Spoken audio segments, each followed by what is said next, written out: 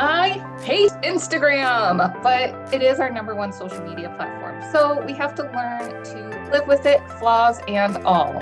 Welcome to the Florist Table. I'm your host, Yvonne Ashton, Vice President of Marketing at Mayesh Wholesale Florist. And today we are doing something a little different. We're pulling back the curtain on something that affects every florist looking to grow their business, Instagram. Now, I know what you're thinking. Another episode about Instagram? Really? But here's the thing. We're not here to tell you the top 10 tips for going viral or how to hack the algorithm. Instead, we're having the honest conversation that usually happens only after hours when marketers get together and actually tell the truth about what it's like working with this platform day in and day out. Trust me, we complain a lot about it.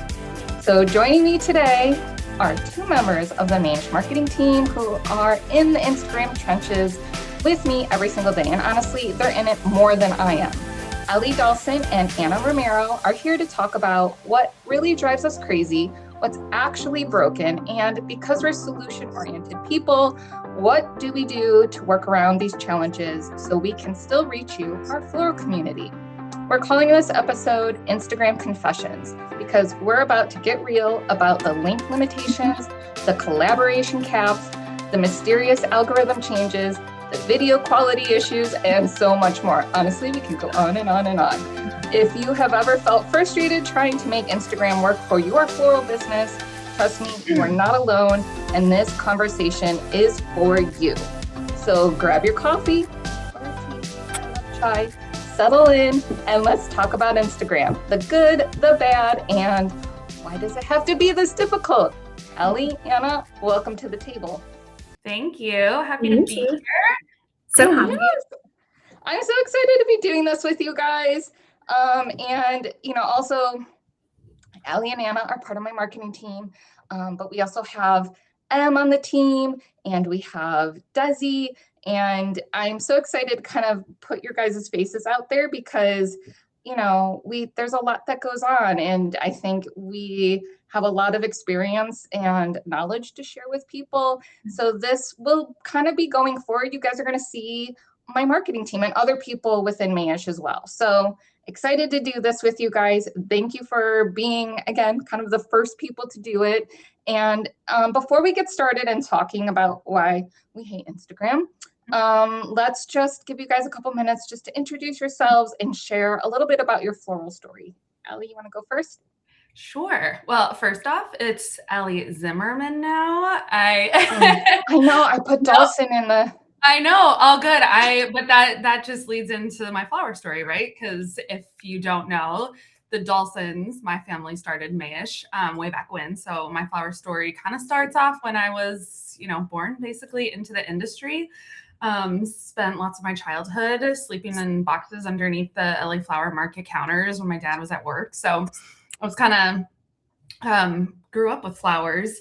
So I went to college and studied interior architecture and design. And so kind of had that graphic design experience from that. And when I graduated, my dad had always said, go off and do your own thing. And I did for a little while. And then there was kind of a need. This was 2015, so almost over a decade ago, a need for sort of a rebrand. Yvonne was already marketing director then. And my dad was like, can you just throw out some brands, some new logo ideas, and then we'll see what happens. And so I did, and then kind of just got swept up into the team. And Yvonne hired me, and now we've been working together over a decade, and I absolutely love it.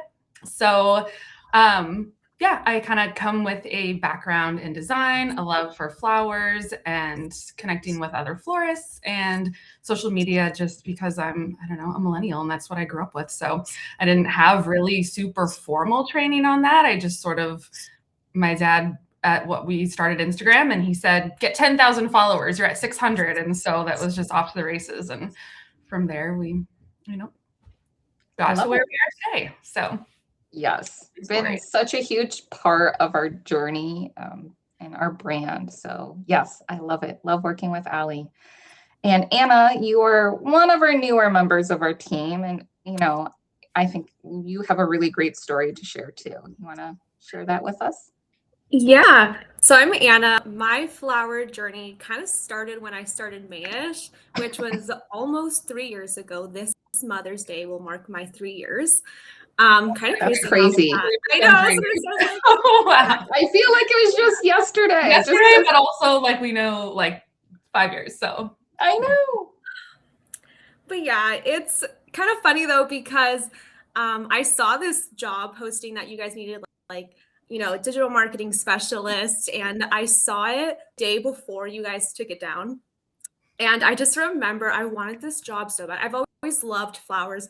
I was never really into flowers as a whole, like as a florist or anything. I just liked them. I thought this job was really cool. So I remember literally stalking the Mayesh Instagram, their page, their contact. I think I sent like 3 emails to the most random contacts I could find on the website.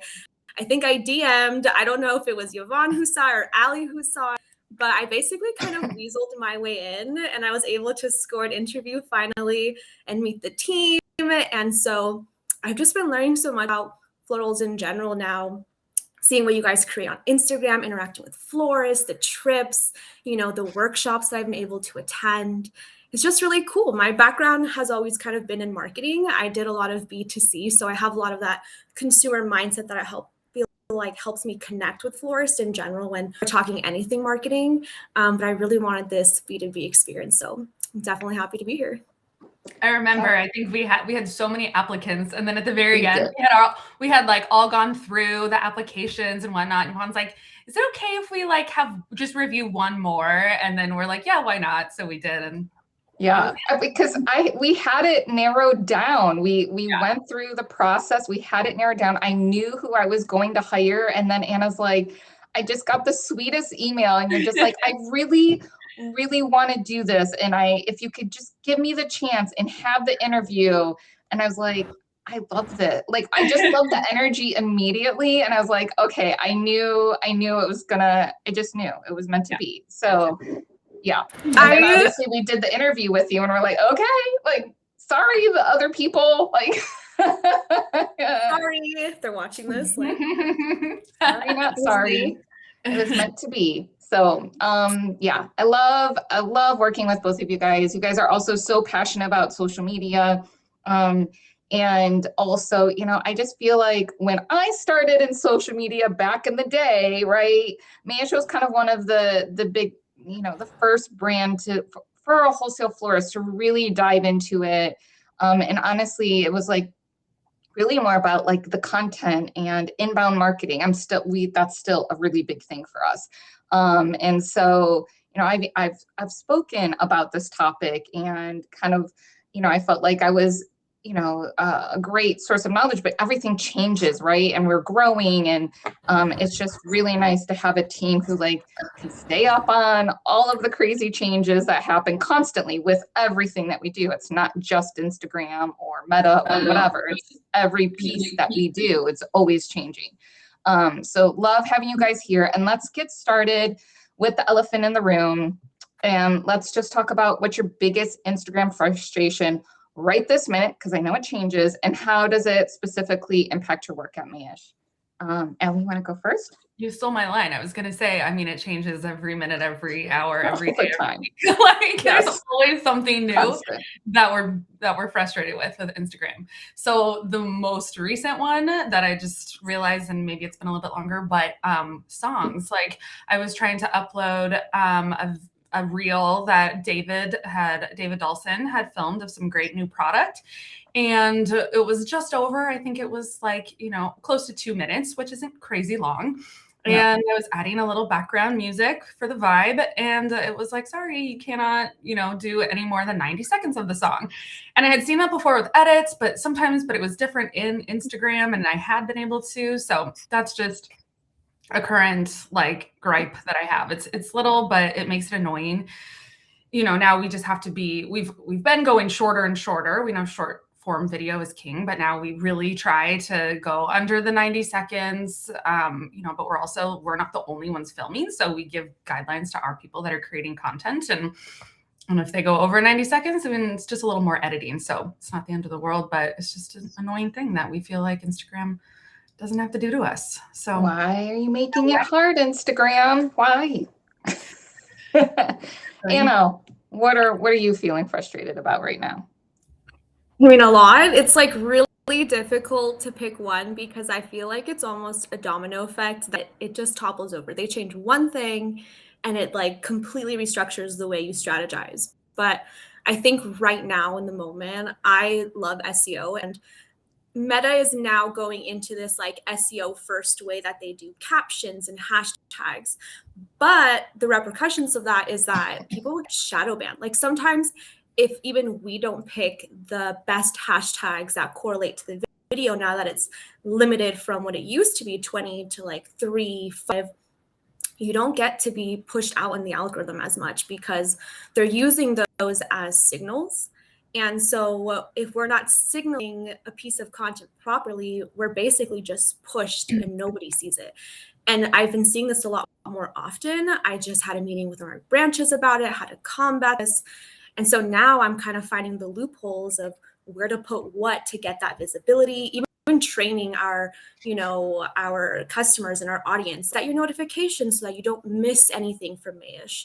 So it's really affecting a lot of people, especially with people with businesses. There's a lot of important information that needs to get, but on top of that, you just want to connect with people. And I feel like Instagram is just making it so hard with that visibility aspect. And it's just completely not fair, in my opinion. Yeah, absolutely. Absolutely. I complain about Instagram all the time. And if you guys have listened to the podcast, I know we're calling it the Florist Table, but it used to be Mornings with Mayesh. I've been talking about Instagram and like all its pitfalls for a very long time. Also because, when we go live and things like that, Instagram makes it very, very difficult. That isn't my number one frustration though. Honestly, we do social media because we are trying to pull people into our funnel. We're connecting with our Flora community.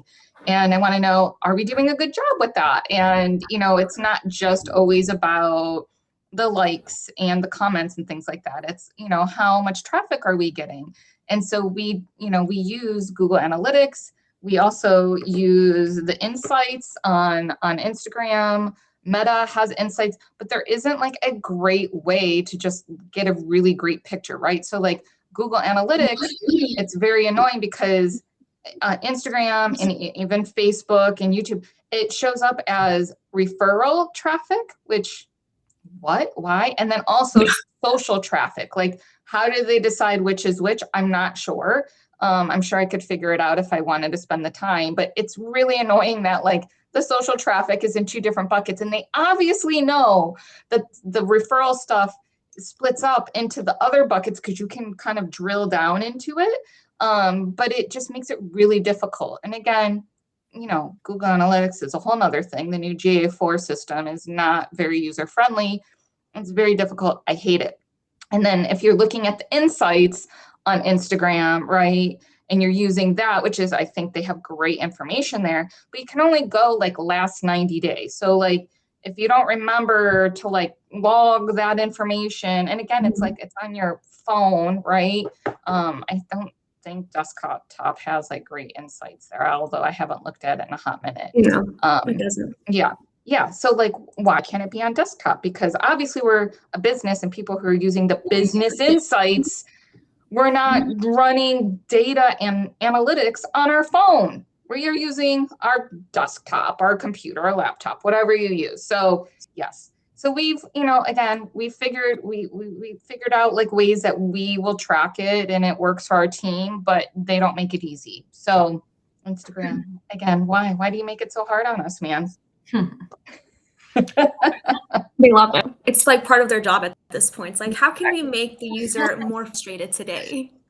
Yeah. And really businesses, right? I feel like for normal users, I'm sure, although with the music thing, for example, I will come across that because I'll make like sports videos for my kids because I don't want to post like 10 videos. So I'll put it all together and then I'll be like, oh, I can only have 90 seconds of a song. And so then I'm trying to figure out how do I have more music throughout the whole thing? And it's not so fun. But again, I know I'm a little weirdo with that kind of stuff.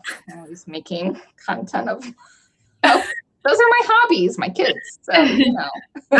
I can't say anything. My hobbies are posting every single cafe I'm at. I feel like that's really just what I post at this point. So, you know, the right vibe, the right music, like it matters. But Yeah. like continuing that consumer perspective, like even as a consumer, like there's accounts that I follow that I forget I follow because they don't have the visibility, you know, or they can't figure it out, or, you know, they're being shadow banned by Meta. They're not, you know, following, I guess, those best practices. And there'll be times where I'm like, hey, whatever happened to this brand that I followed for a reason? And I have to like search them, basically put on notifications, and it's like or they'll just randomly pop up to the front of your stories. All of a sudden, it's like, what changed that made them I'm like, oh my God, I forgot that I followed them a year ago. And exactly like, you know, used to view all of their content like regularly. So it's constantly happens. Not fun. All right, guys. Let's talk about video. So Instagram seems to be moving away from supporting longer content and external platform integration.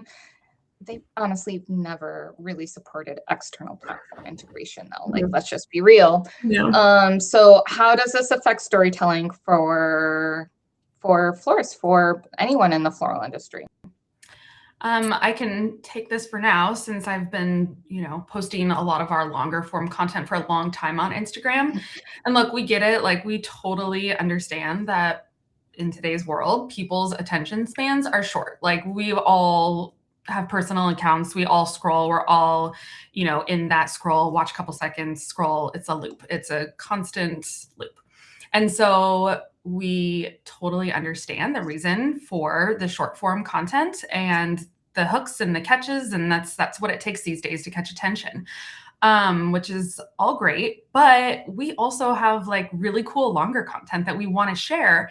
And another important thing in today's world is convenience. And we don't want to be sending you all over the map to view different types of content. Like, you can view the short little reels here, but then you have to click over to YouTube for this or the blog for that. And, you know, it's just like constantly keeping up with like, where should we post? What, like, how are we going to get the content to our followers? Like, our Design Star videos. I mean, you probably realize we've taken a little break from Design Star tutorials because we had so many, and we've been focusing a little bit more on more in-depth workshops and whatnot. But like, those always went up on our feed, and those might still be okay because those were a little bit shorter, but we do farm tours that are super cool. We have beautiful people interviews with Val that if they go over 20 minutes, we can no longer share them there. So now it's, you know, take a little clip, and which is fine. It's, you know, enticing and it's capture people, but then we're just send them over and be like, okay, now go watch the full episode. And it's like, how many people are taking the time to click over? So I don't know. I'm curious what everyone else's feelings are. Like, we always have gotten higher engagement on the shorter videos that go more like viral and get pushed the algorithm. But like, do you guys miss being able? Do you guys remember IGTV?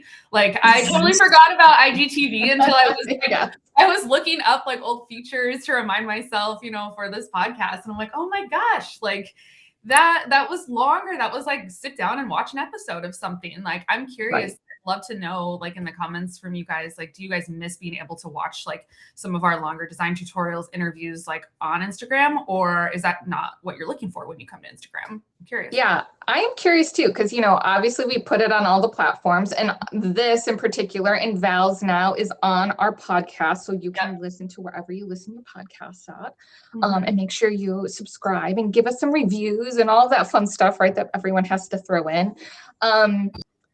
But the one thing that really irritated me about this particular situation is that it was just all of a sudden gone. There was no news about it. There was, like Allie and I were like, okay, you try it. No, we spent hours and hours of our life trying to get videos up. It was like an error message. It was just like, your video is 20 minutes long. And I'm like, cool. Last week I uploaded something that was 40 minutes long. Like, I know. And so if you guys want a workaround for this, though, and I don't even know if it's working still because I've stopped trying, is if you go live and you do the long video and you go live. So like when I was doing Mornings with Mayesh, it was live. And then when you go live on Instagram, it like saves it as a draft, right? Or it puts it in the archive, and then you can go into the archive and then post it. But that information is nowhere to be found. And again, it was just desperation of like, oh my gosh, we had this and I'm expecting to like put it out, and we don't. Overnight, we had to switch our whole like strategy on how do we share like the longer mornings with Mayesh and this. It was. I will say though, the one thing I was thinking about this, that the one positive I will say is that I think it did sort of force us to rethink the podcast. And now we've like clearly we're sitting here recording more of a true podcast, the Florist Table. And I think that's a positive thing. I'm glad that we're kind of like in this space more. So in terms of interviews, I like that for us. But so that's the one thing, and maybe we would have done it already, but I guess that kind of kicked us to do that. But I agree. Thank you, Instagram. Yes, thank you. That catalyst. I'm not here to hate on you 100%. But like 99 maybe. 99. My opinion. 99. Don't shadow ban us for posting this. I know. I'm like, how Are we gonna get in trouble? ranty can we be? Like, do I look at the camera and I'm like, Meta, fix this, Yeah, I have a note in here too to talk about video compression. I don't really notice that stuff, but I know you guys are more about like quality and, pixels and all that fun stuff. Does that show up, bother anyone of you guys? It does for me. Yeah, especially like recently we collaborated with a florist, and certain long videos, they don't compress properly, and Instagram will kind of do what it can, and it makes the fuzzy videos, it makes the fuzzy even photos sometimes. I feel like Instagram just hasn't really found a way to kind of create one universal way of uploading something properly. You have to like fidget a little bit, but especially when you're in an industry where clarity, color, lighting, like all of that matters, and you work so hard. Like editing is not something that's done in 5 minutes. Like kudos to everyone who does it. It takes time, and it really does. So then to have that, even coming from their platform edits, and you migrate that over onto the actual Instagram page, it's not the same. I feel like when I'll like tell Allie like, hey, like this is ready for you.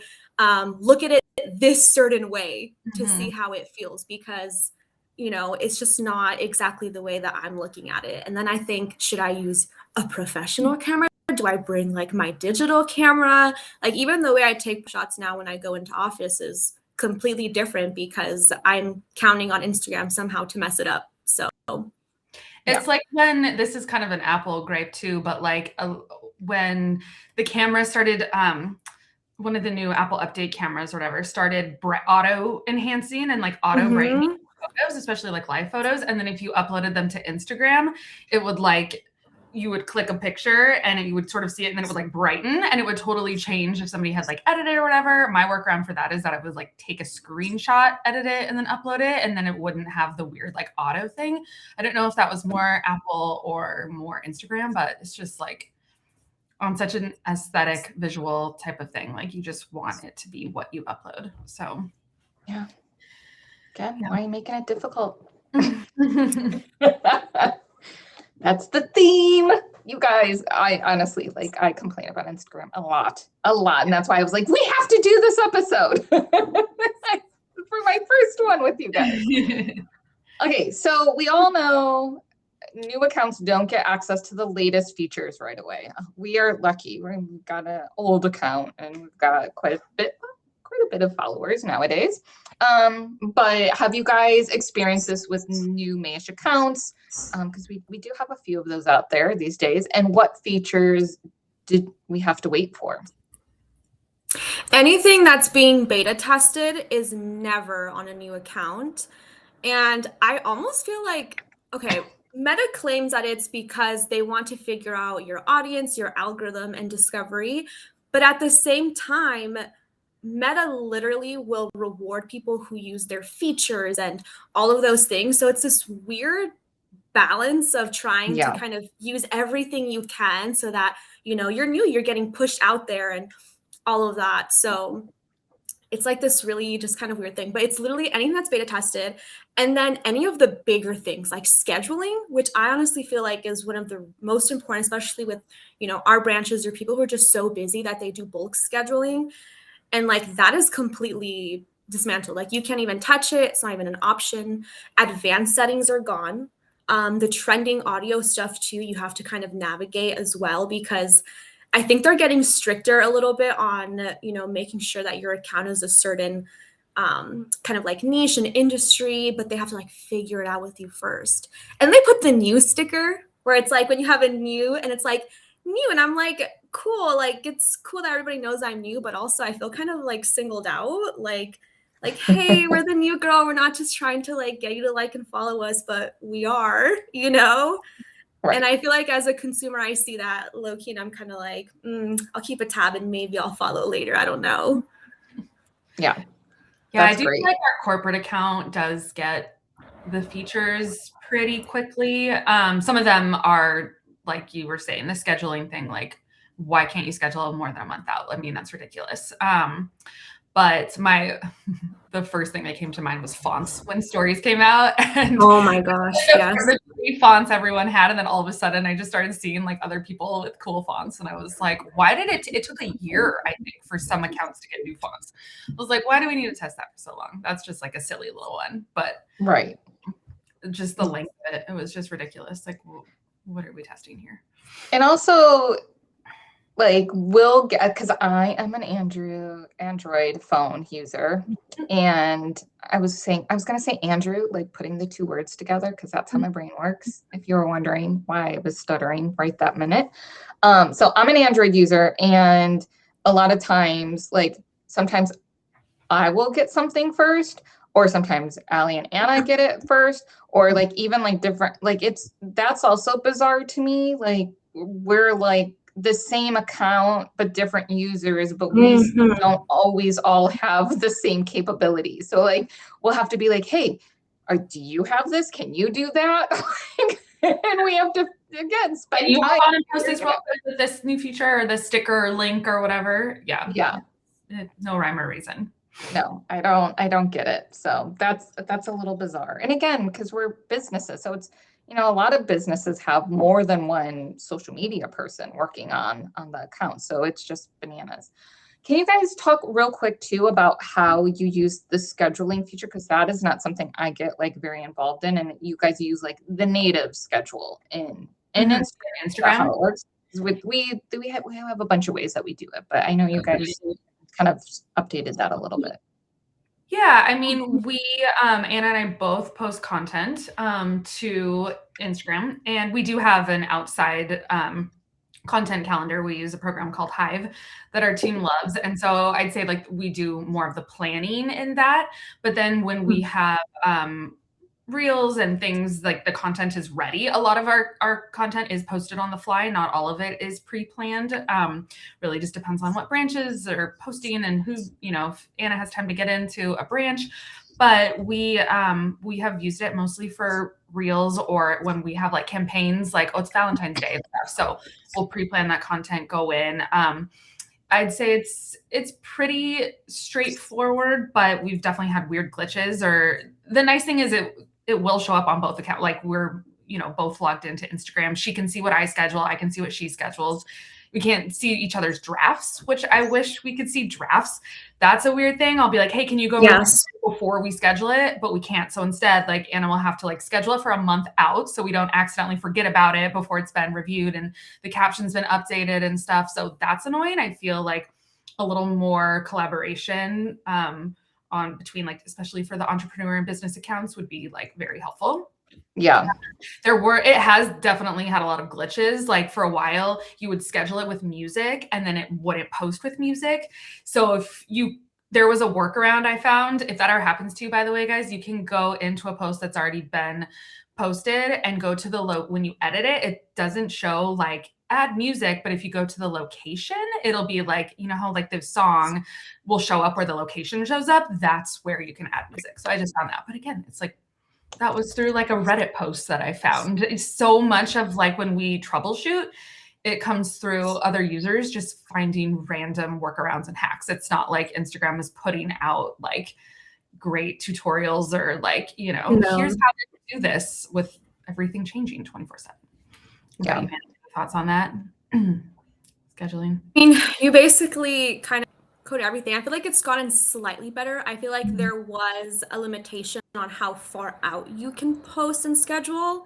I remember used to be There's still it. Yeah, I double checked. It's still a month. It's just grayed out if you try to go longer than a month. And not that everybody, we're posting, or we're not scheduling a ton that far out, but we definitely have stuff that we could. And it would just be nice to just, when it's done and it's off your plate and out of your head, it's like, it's just nice to have that option. Yeah.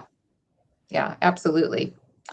All right, let's talk about this 5-person collaboration tag limit.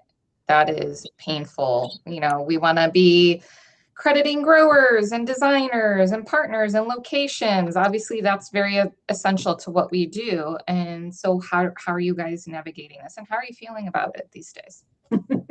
This is so bad because I feel like we're in an industry where we need to credit. There's a lot more than just 5 people who come and help and support, you know, and you want to credit those people. You want to give credit where it's due. And it feels like Meta doesn't want you to. And so sometimes, you know, you tag, you know, the first 5 collaborators, and then in the comments, you tag a few more. And it just becomes comments full of credits. Like I've seen almost like 30 comments of just people, you know, tagging, collaborating, because you can't do it within a post. So yeah, I think in this industry, and really any creative industry, like it's like going to a movie and you watch the credit rolls. It's like there are 5 names on there. Like there's not 5 names on a movie credit roll. It's the same thing when you're in like industries like this. Like there's not just 5 people behind the scenes. So yeah, obviously for us, like, you know, a lot of times we share, so we run the corporate account, but our branches have their own accounts. And we have a lot of people that follow multiple Mayesh branches just to get more content and whatnot. And it's pretty annoying when, you know, one post that like we post from corporate maybe goes out to every single feed, and people that follow multiple are getting the same post over and over. So when the collaboration came out, we were super excited. We're like, oh my gosh, this is the workaround when we have to post like big campaign things, like here's a new workshop launch or an event that's happening at all of our branches. We'll just add everybody, and it will just be like one post that everybody goes to everybody's feed. And then when we realized that it was only 5, like for us, it's like, well, how do we choose which 5? Like it's just so weird.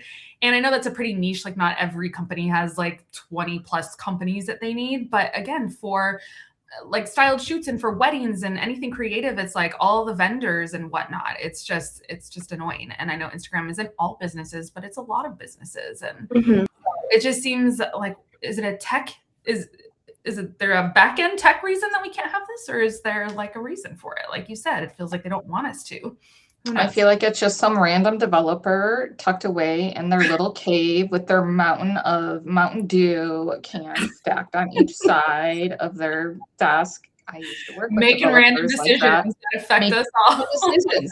That's how it feels. It's like, where's the usability? Where did this come from, man? Yeah. That's what I would. And there's we haven't even mentioned this, like getting a hold of anybody or putting in a request or an issue is near impossible, like absolutely impossible. We work with other, you know, like I mentioned Hive, our platform that we are organizational, amazing. And they're smaller, obviously, than Instagram, but like you put in something and they start either working on it or they acknowledge it, new features, everything. Like HubSpot's a little better, like just absolute worst, notoriously. They don't listen. They do not listen to any of us. Don't listen, and they don't want to talk to anyone. And I get it, right? Like it's a huge social platform, so I get it. But it would be nice to be like, I'm having a real issue and I don't know, like, and then you have to spend again, like hours of your own time digging through Reddits and, you know, blog posts and hoping someone like came across the same issue as you, and you can find the help that you need from some random stranger that has nothing to do with Instagram. They're just posting about their issues. Your account gets hacked. Kelly polls, like Mayesh polls got hacked, like horribly hacked, and like lost all of everything and nothing. Like you better know this. Well, we all know the CEOs. You better know somebody high up. Yes.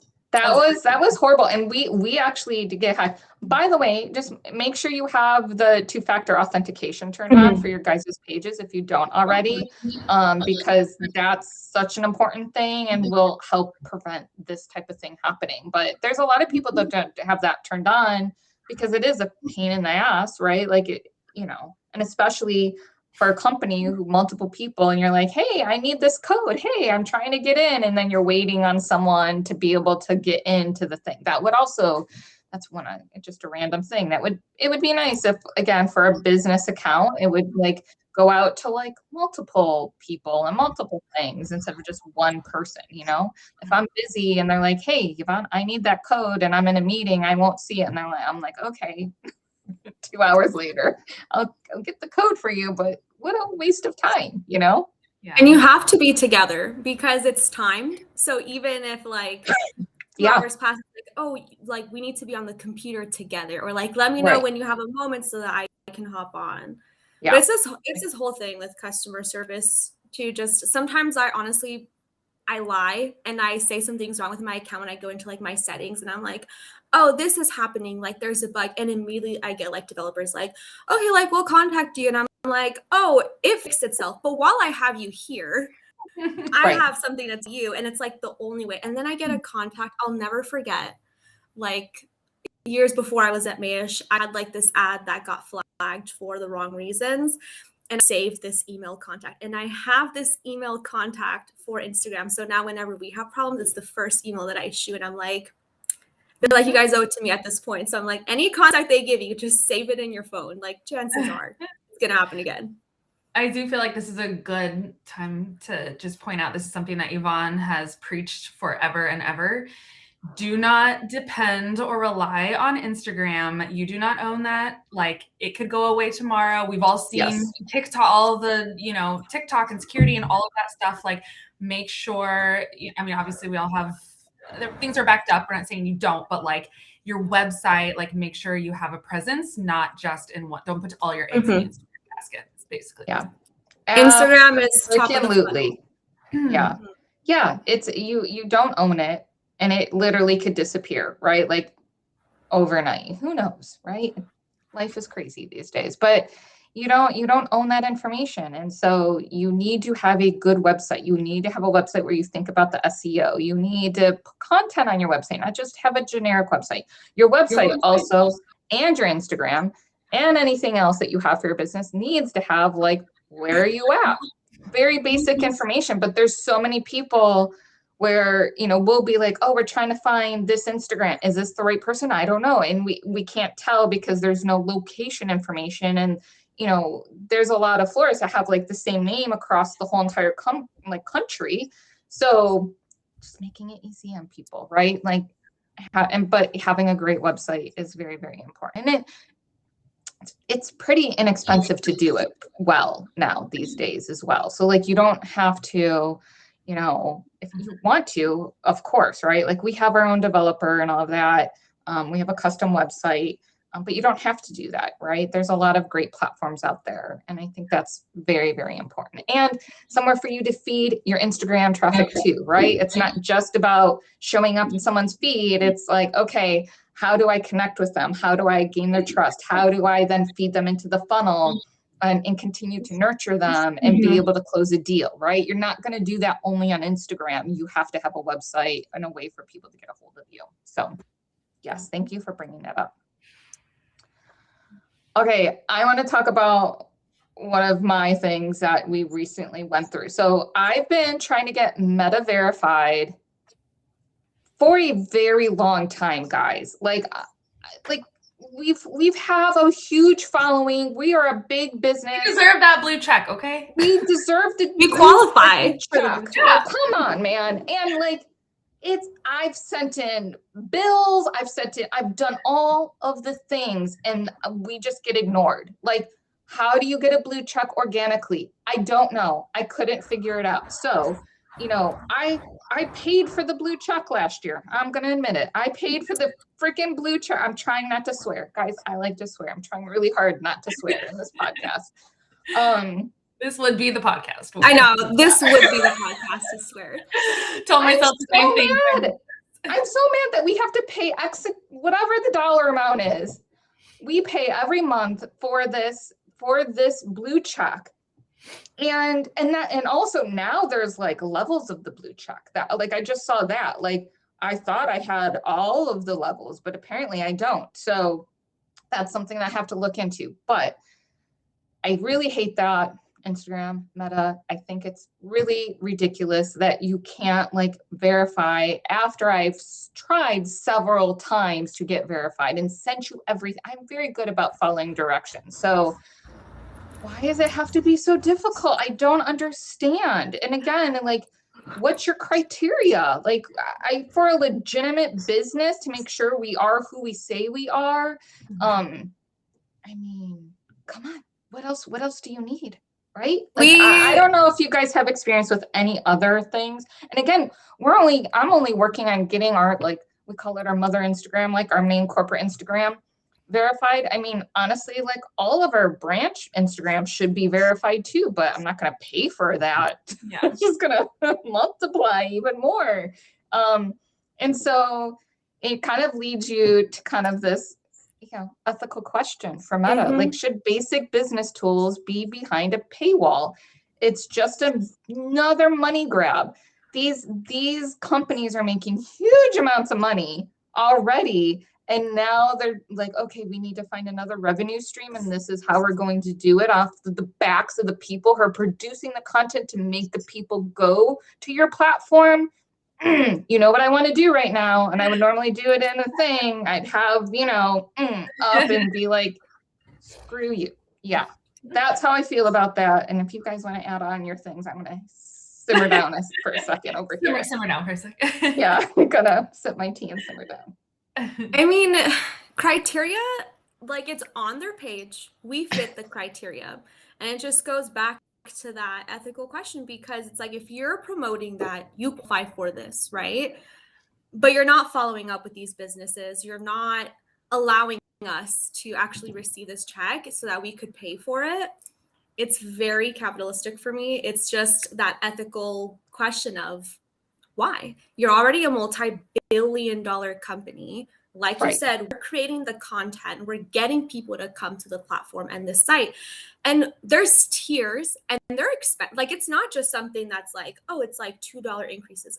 For what? Features that don't even really jump that far. Like, we have links. Like the clickable, isn't it like what the clickable links, or how many, like, what are some of that? Have we done that at all either? Like, how does that even show up? Like, how do you guys know that you've used the links for the month? Do you guys know? Is that for store? I can't remember. Is that for? No, it's for like in caption. You have like, I think for reels.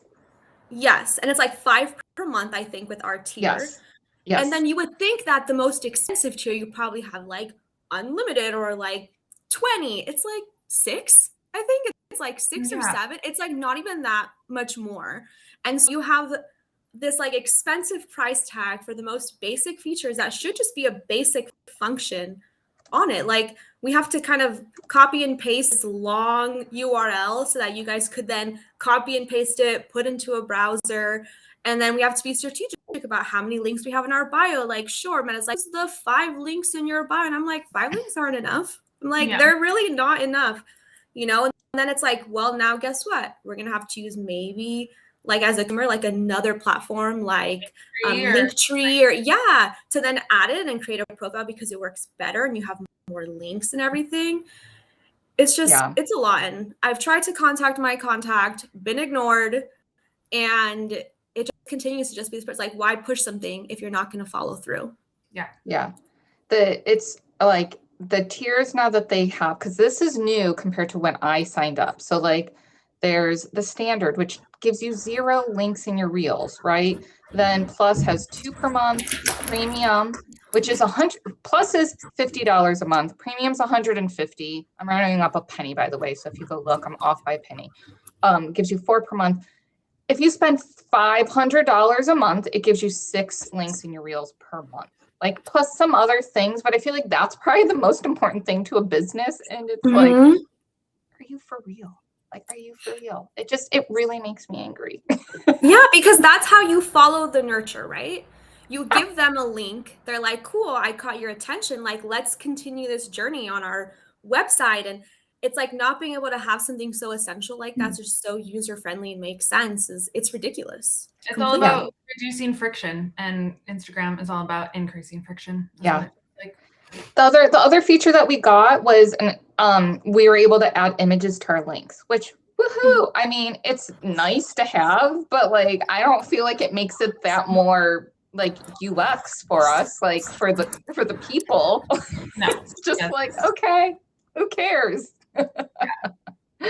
And other forms did it first. I feel like Instagram, whatever they're developing now, I'm like, they're just competing with someone else. Short form content, TikTok, the images on our links, Linktree, like they're just taking other things that already exist and it's like new and user friendly. I'm like, no, it's already existed. Like exactly. That's the thing. It's like, why don't you want to differentiate yourself? Like when you had IGTV and stuff, like sure, there's YouTube, but like that was great. Like TikTok didn't have that. Like let them do their thing and you do your thing.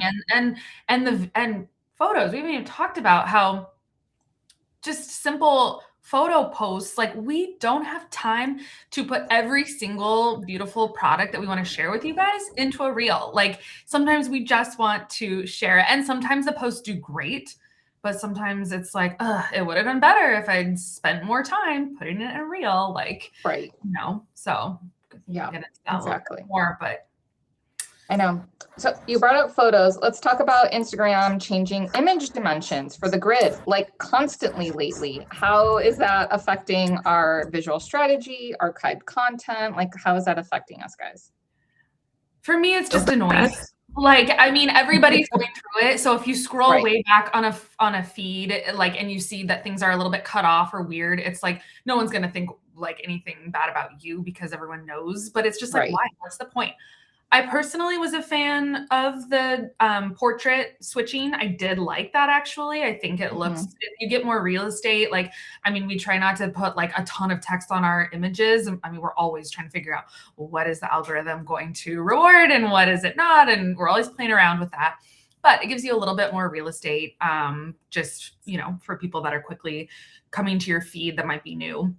So I like that. But then all of a sudden it was like, oh, we're going to just shift it just slightly again. And then it's like things that you just had updated and whatever, those, then you had to go in and like adjust the preview again. It was, I don't know. For me, it's more just like an annoyance. Yeah. Absolutely. I feel like on the feed, I do like the real estate it takes up. Like when I'm doom scrolling because I'm a doom scroller, but like when I'm scrolling, I do focus more because it takes up most of the page. So I engage with the content a bit better. On the actual feed, I don't know if this is just me, but I actually really liked the square because when I go to like a new page or if I'm trying to investigate, I get to see a little bit more who you are. And I feel like now we're limited to 3 and it's like we have to be so strategic. Like Ali and I always talk about how Instagram should answer, the most basic questions. Who are you? What do you do? How do you serve me? Right? It's all in that impression capture. And now that they're slightly bigger, you only get those 3 initial posts where before you could see a little bit more to kind of help tell that story a little bit better. So there's like strategy at play too when it comes to the feed. But on the actual like feed when you're scrolling, I think it's great. I would love for you to see all the amazing content that we put out. So like it makes sense. But speaking like in a consumer mindset, I don't know if it's the Virgo in me, but if I see like a text that's just slightly off, like to the side, that doesn't look intentional, I'm sorry, like it throws me off. I'm like, I don't know if it's the algorithm or it's this, it's just the way that my brain psychology works of just, I notice it. I'm like, hold on, I scoot over a millimeter and then it will look much better. A fraction of a millimeter. So yeah, I get that for sure. Yeah. Even, Ali, like you're in, graphic designs, like now I feel like with you, it's almost like predicting, right? Like what's the next, like even having text this like slightly to the side or even at the bottom when you like stack text, it's like, we have to prepare now. Like now there's a whole strategy and just in case it shifts again, will it affect the way that text and things show up now in the future, Exactly. Real covers, all of that, like all of it. Yeah. I do appreciate that they have an adjust preview after the fact now. They used to not have that. If you uploaded a cover image, you were like stuck, or that was like a weird glitch where sometimes certain phones would let you after the fact, certain wouldn't. So now it is a little easier to add things after you've already posted or adjust. So thank you, Instagram, but thank you, it doesn't let you Instagram. crop. Here's to you. I love it. Okay, let's talk about, you briefly mentioned it earlier, Anna. So I don't know if we want to go more into it or if we covered everything, but keeping up with the algorithm or get shadow banned, everyone's heard this, but what does it actually mean for your day-to-day work? Do you want to tackle this first? Yes, and I would love to share like my loopholes and the way that I combat this and all the things as well. But again, I feel like now we have to think more so in an SEO perspective as how people search things up, how people would on Google the same way. And that goes into even just your name. You know, we're not just Mayesh, we are a wholesale florist, and having those things in the name are for searchability. But we have to think of hashtags a little bit more like signals. So who is it for, right? A hashtag for the audience, what is it? And anything that's relevant just to signal, but then using the caption to kind of naturally flow in searchability, you know, while still making it sound like you. I hate like the whole keyword stuffing thing. Yvonne and I go through this because we're the SEO, like we're always looking at SEO on our website and blogs and things. And, you know, you try to fit as many keywords. And so here's what if you're listening to this and you're a little like, what, like SEO, don't worry. Some of us too. Like I am more like graphics queen, Anna is our SEO queen. And so I've been learning a lot too. And I'm constantly there like, can you add this into your, so so don't be like, ugh, if you like don't know exactly what we're talking about, but you'll gain a lot from what Anna's talking about right now. Yes, ma'am. I guess really quickly, SEO, search engine optimization, just making sure we optimize the way people search and they find what they're looking for. So, yes. The new SEO, search everywhere optimization, because we don't want it just the engines, the typical engines everyone is talking about. Yeah. Search everywhere. Is that what I said? Oh, I thought it was search everything. No, I thought search everything. Oh, search everywhere optimization or everything. Either one works. I can't think of which one is actually the correct one now that we're sitting here talking. But yeah, that's important to know, right? So not just SEO isn't just about Google these days. So I just want to throw that out there because it really is about Instagram, TikTok, YouTube, all of it. What we're talking about now is important for all of those platforms, not just Instagram. I want to throw that out there. And just a little anecdote, when I was making something for dinner, and my girls don't really use Instagram, and they definitely don't use Facebook ever, because that's for the old people, and meaning me. And but I was making something and I was like, oh, they were like, oh, I would love this. And I was like, oh, I would love, like, I'll need to look for a recipe. And they're like, oh, I'm going to search it up on TikTok.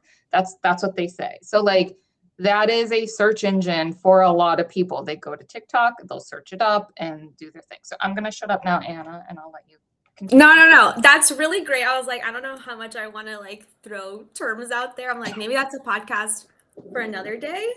Yeah. But SEO could be a whole entire podcast all by itself. So I don't want to spend a ton of time on it because we also are at like 53 minutes already, 54 here. But yeah, let's go into it a little bit and then we will do another episode. Also, by the way, before Anna starts again, if you guys have questions while you're listening to this podcast, and hopefully you've made it this far through, but we'll put it in the caption as well. But if you guys have questions and you want us to dive into certain things a little bit more, let us know what those questions are. So we'll either do another podcast or create something for our blog.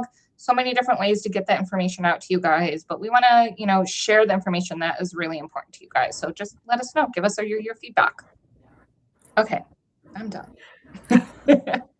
All good. All set aside. Alt text in your advanced settings is like your new bestie. It should be part of your everyday captioning, any post that you roll out. make sure you put that alt text in there, because that is where you can fit in keywords, questions, like Yvonne mentioned, like recipes, like the way people search, put those questions in there. And then repost your story with hidden hashtags. There's not a limitation on how many hashtags you can hashtag in a story. So one of my tricks that I guess I'm calling my out on real quick, I do a bunch of like different hashtags, and then I make them super small, throw them all the way down till they're not visible. You just push them all the way down. They're still there. And so that will help with like For You page and getting, you know, the algorithm a little bit more consistently. You're kind of signaling a little bit more. So that's kind of where I find the loop around. It's like, cool, I'll abide by the new hashtags and captions, but I'm going to use my alt text. I'm going to do my hidden hashtags on stories. And that is where you'll start to see that visibility and that engagement go up versus just those 3 hashtags. Yeah. But let's be real though. I feel like people got crazy with the hashtags. Like you didn't need 30 to 50 hashtags on your post. You just really didn't. It just was more noise. So I kind of get why they did it, but also like 5 is just not a huge number either. Yeah, I don't hate it. But also, side note, if you're wondering like where is alt text, you know, if Instagram wanted to be like user friendly, they would have put it like right below the caption. So it's like, hey, here's your caption, and then don't forget to do your alt text. But they put it in advanced settings all the way at the bottom. So it's like you have to look for it, even though it's like we should all be doing it. Yes. And alt text, by the way, not just for Instagram, you want to use alt text anytime it exists. So if you have that field and you can put in alt text, make sure you're utilizing that because it's really good for your SEO. Okay. Scheduling reels.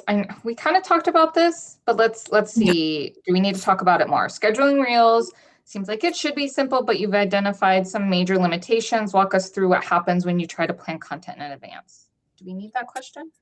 We kind of went over it. The only thing that we didn't cover, just if you are collaborating, this is something that after the fact is not allowed. Like they won't let you add collaborators for some reason, like after the video has posted. Okay.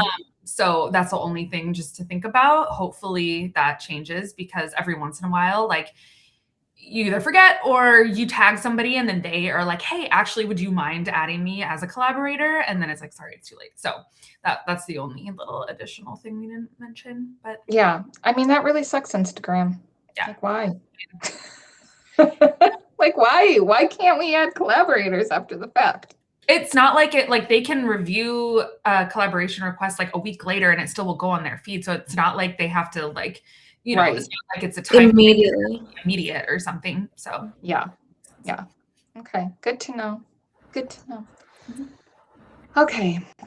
Let's end with solutions, right? Despite all these frustrations, Instagram is still important for reaching the floral community or your customers, whoever is listening to us, because honestly, what we're talking about isn't just for florists or wholesale florists. Let's talk about other workarounds that you guys have found that help with some of our pain points. You guys want to take this? Who wants to go first? Yeah. I mean, like, we want to talk like just in general. I feel like number one, take advantage of their features and their apps like edits. If you edit with edits and then post, like use the features to then bring everything on, you do get word. And I cannot push this enough. Like when I'm speaking to our branches and our other, you know, Instagram managers over there, I'm like, use the polls, use the stickers, use things. Meta is constantly trying to make those better. The same way if, you know, as a florist, you have a package that's completely new or a service or a bouquet or anything, you're not going to get feedback unless people buy that. It's the same thing with Meta. They want to see who's using it. Is it working? If it's not, they're going to push that further because they need that research. So always, whatever features that they have, use them. I feel like it should just be a thing. And if you don't have edits, strongly recommend having edits because it connects directly to your Instagram. So audios that you save, videos that you save, you can even schedule and post from edits. It just makes everything so much easier. So that'd be my first thing. Allie, if you have anything before I add. No, if you have any more, go ahead. I was just going to say, like, a current feature that I am excited about that has been great has been the Repost feature, which I feel like that one Yes. up, and a lot of people are using it. And even like old content sometimes, or if we want to share something, instead of like having, a lot of times we have a campaign, we'll have sort of the same image all over our feed. So it's kind of nice to be able to just reshare it, so it comes to the top of like, you know, your algorithm or people's news scrolling. I can't. Right, their feeds. Yeah, so that's a big one. I've loved it, both personal account and business. I was just also going to say, Anna mentioned this earlier, but just this is a good time, I feel like, to remind people that you can turn on the notification app for companies and brands that you want to follow, and kind of choose what type of content you want to get notified for. So I feel like, you know, we could talk about that more. We probably should, but just a reminder, if you guys like aren't seeing a lot of our product posts or things like that, like go up and hit the little notification button in the top of our profile. Yeah, absolutely. Yeah. I think other workarounds too is just like using other things other than just Instagram as well, right? Like Instagram obviously is a really important piece for us personally. It is where a lot of you guys are. And so this is our biggest focus when it comes to social media. But, you know, we do things like this podcast, the Florist Table, trying to help, again, create deeper connections than Instagram could ever, right? And I do know that happens because people will come up to me and tell me and give me hugs. And I've had people cry before too, which is just, you know, again, so sweet. And I love you guys. So I think that's important. And then something that we talked about earlier again is your own channel. So your website, creating a funnel, email list, those things are so important. So that way, if this ever went away or it just changed or whatever, you know, you're still having a way to connect with your community that isn't just reliant on Instagram, I think is really, really important. We didn't really talk about DMs at all. Any thoughts there on strategy? Or I know it can be overwhelming.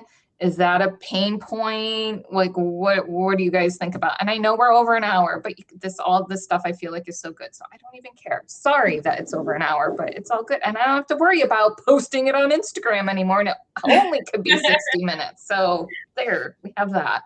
DMs, guys. DMs can be really overwhelming, but there are platforms now, and it's becoming, I think, a little bit more mainstream, but there's now automation apps for DMs.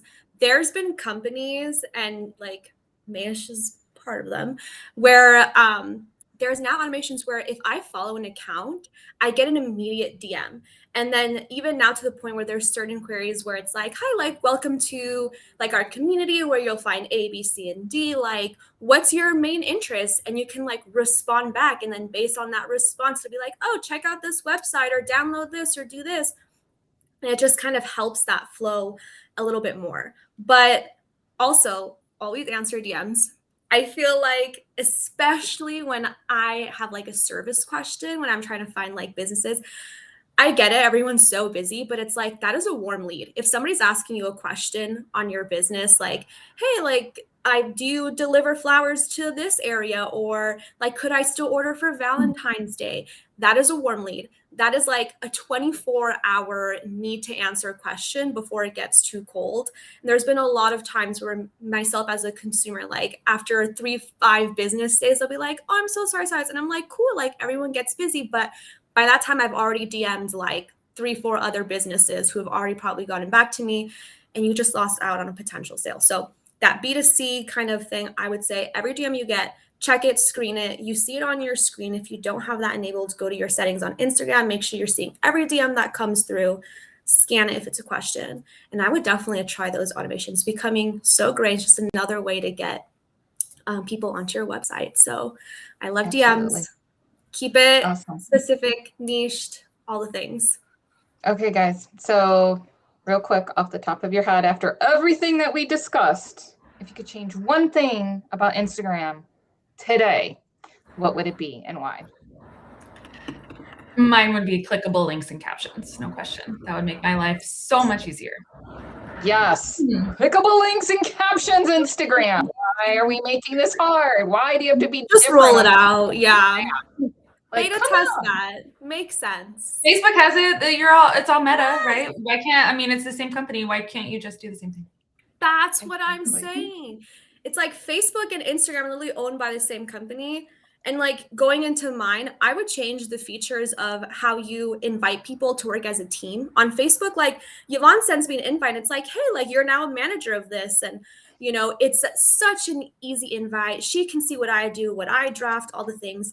Why can we not implement that on Instagram? If I could change one thing, like I work with Ali all the time on Instagram when I can help her. And it's like having drafts that are the same. She can send an invite to me. We can see things together. Like we already know that social media is its own job and its own role. And there's multiple people, especially in businesses, with their hands on it. Why have we not made that a little bit more accessible, more user-friendly? It's a team-based app strategy now. And we're still acting, we're making businesses pay for the blue check mark when we can't even operate as a business on behind the scenes. Like make it make sense, Meta. Like collect the tea, make it make sense. And if Meta, you do that, I feel like I deserve a little compensation for giving you that idea because it happened. And you could hire us as consultants as well. Yes. I'm just throwing that out there where we would be happy to help for a fee. Constructive criticism, Meta. We very much We've got lots of it. We've got lots of it. We just couldn't fit it in an hour of a podcast. So yeah, obviously, yeah. Obviously, mine is, you know, you guys know, right? Like how fired up I got the verified bull crap. So let's get that together. Let's just make it easier on businesses. Again, we're such a big part of why you are successful. So help us out. Yeah. All right.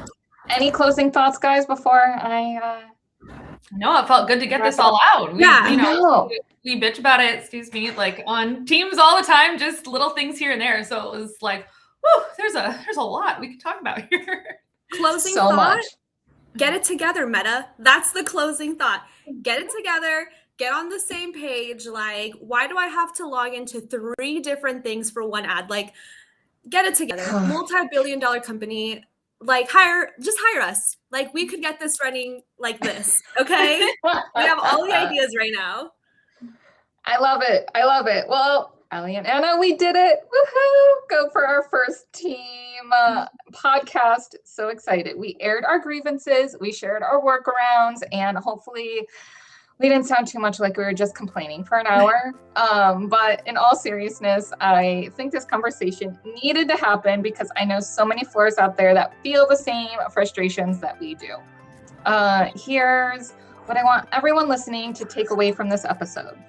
Instagram is a tool. It's just one tool in your marketing toolbox. And like any tool, sometimes it works beautifully and sometimes it feels like it's actively working against you. That's not your fault. It doesn't mean you're doing something wrong. The reality is that platforms like Instagram are going to keep on changing, as we talked about so much. The algorithm's going to shift again. There's going to be new features that roll out to some people and take years to get to others. Old features that disappear that you loved. And we'll all be here adapting and figuring it out together. That's just the nature of digital marketing now and forever, always. Now and forever. But what doesn't change is the power of authentic connection, beautiful imagery, which we are so blessed to have an industry that has so much beautiful imagery and a genuine community. And those are things our floral industry excels at with or without Instagram's cooperation. So keep creating, keep sharing your work, keep supporting each other in this community, and don't let the platform limitations dim your creativity or your business. If you got value from this honest conversation today, I'd love to hear from you. Like I said earlier, we want to get your feedback. What else do you want to hear? Tag us in Instagram. Yes, we see the irony in that. Or better yet, send us an email or a DM and let us what your biggest Instagram frustration is. Who knows? Maybe we'll do a part 2. Ali and Anna, thank you guys for being so candid and for sharing your expertise with our listeners and coming on to a video podcast with me. It's nice to have some fresh faces from our team on here. And again, for everyone that is listening out there, thank you so much for being a part of the Florist Table community. We create this podcast for you, and we are grateful for you spending time with us. Until next time, keep creating beautiful things, and remember, you're more than your engagement rate. This is Yvonne Ashton, and you've been listening to the Florist Table.